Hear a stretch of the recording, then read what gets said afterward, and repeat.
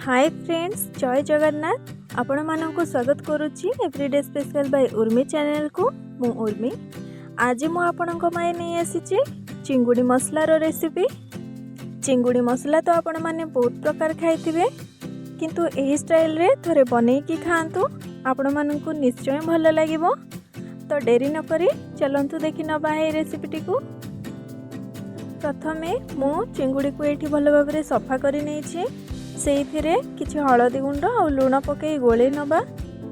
तापरे पैन रे किछि सोरिष तेल को गरम करी चिंगुड़ी गुड़ी को भाजी नबा। चिंगुड़ी को आमे एठी हल्का फ्राए करिबा, डीप फ्राए जमा भी करिबानी, नहले टाण लागिबो खाइबारे।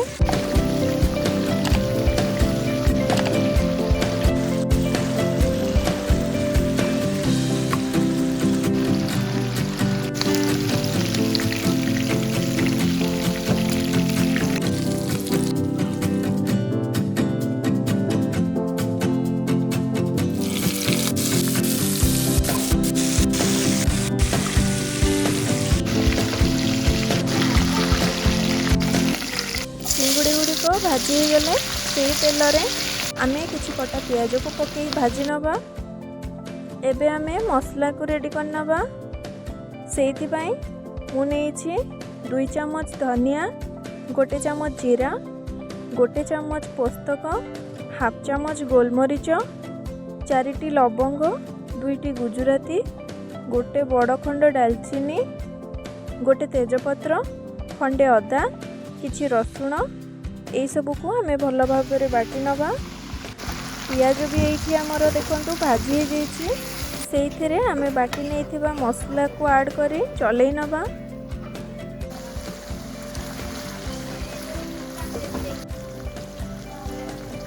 पाँच मिनिट पर से हलदी गुंड, लंका गुंड, काश्मीरी लंका गुंड, स्वाद अनुसार लूण पके भल भाव में चलई नबा।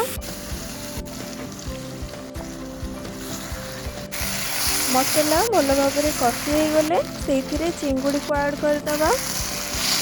हाफ ग्लास पानी ऐड करी ताको आमे 10 रु 15 मिनिट पर्यंत बसई नबा।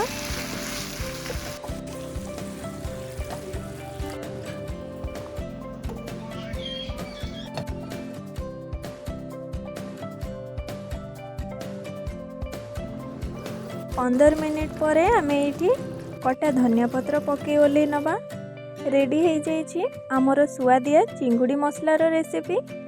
फ्रेंड्स, वीडियोटी भल लगी वीडियो को like, comment, subscribe and share करने को जमारू भूलिबेनी। Thank you.